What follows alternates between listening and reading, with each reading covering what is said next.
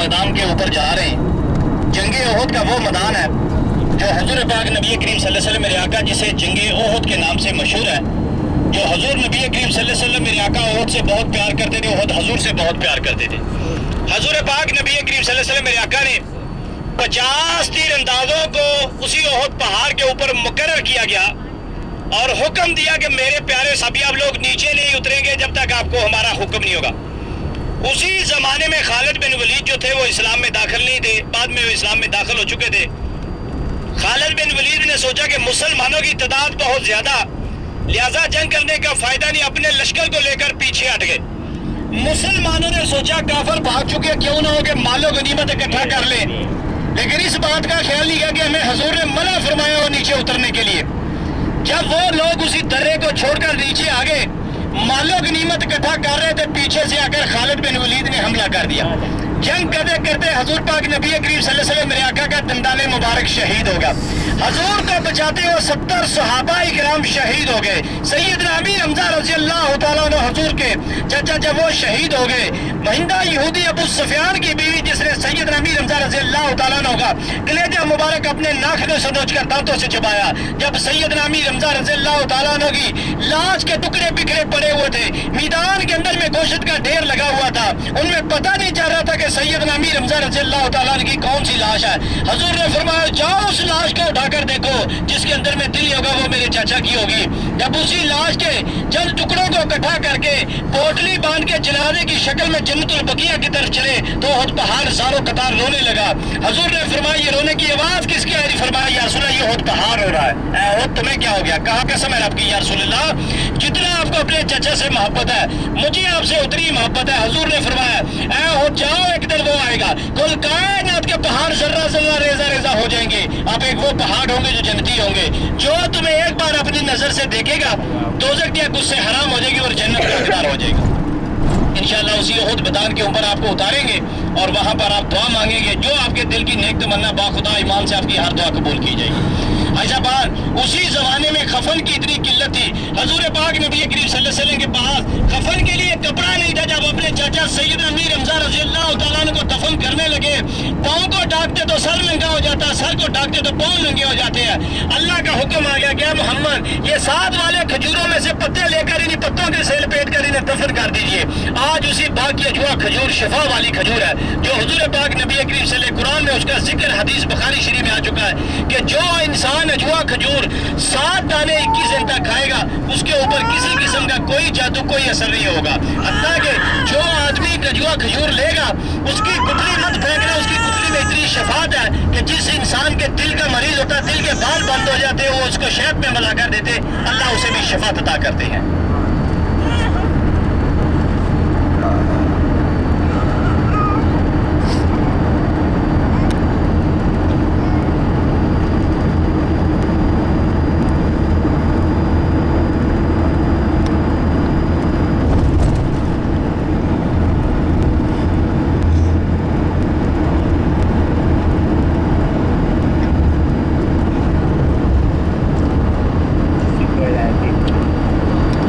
یہ احد کا پہاڑ ہے، جبل احد ہے،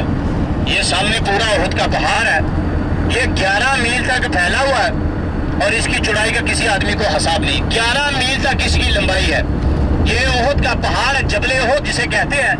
یہ حضور سے پیار کرتا تھا، حضور اس سے پیار کرتے تھے۔ اللہ کا حکم آ گیا کہ احد تمہیں چاہو تو میں تمہیں سونے کا عطا کر دوں، یہ آج ہے بھی حقیقت سونے کا ہے۔ انشاءاللہ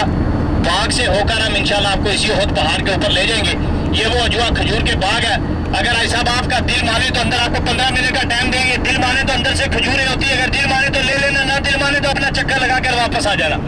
کیونکہ یہاں اجوا کھجور ان کے پاس ہوتی ہے۔ بغیر گٹھلی والی بھی جو باغ سلیمان فارسی جو ہم دیکھ کر ہیں بغیر گٹھلی وہ بھی ان کے پاس ہوتی ہے، اگر آپ کا دل مانے اندر سے مناسب لگے تو لے لینا، نہیں ہے تو آگے چلیں گے انشاءاللہ تعالیٰ،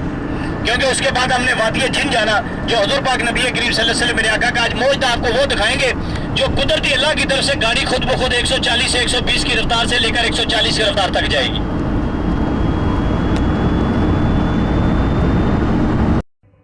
فاصلوں کو تکلف ہے ہم سے اگر ہم بھی بے بس نہیں، بے سہارا نہیں، خود انہی کو پکاریں گے ہم دور سے، راستے میں اگر پاؤں تھک جائیں گے، جیسے ہی سبز گنبد نظر آئے گا، بندگی کا قرینہ بدل جائے گا،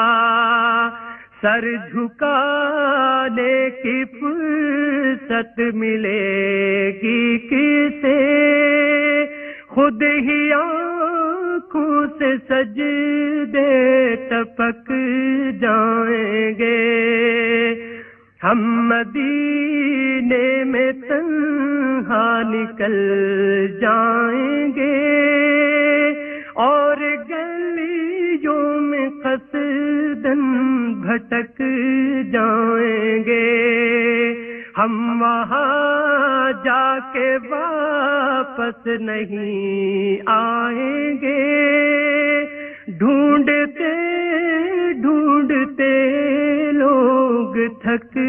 جائیں گے، فاصلوں کو تکلف ہے ہم سے اگر، ہم بھی بے بس نہیں، بے سہارا نہیں، خود انہی کو پکاریں گے ہم دور سے، راستے میں اگر پاؤں، فاصلوں کو تکلف ہے ہم سے اگر، ہم بھی بے بس نہیں، بے سہارا نہیں، خود انہی کو پکاریں گے ہم دور سے، راستے میں اگر پاؤں تھک جائیں گے، جیسے ہی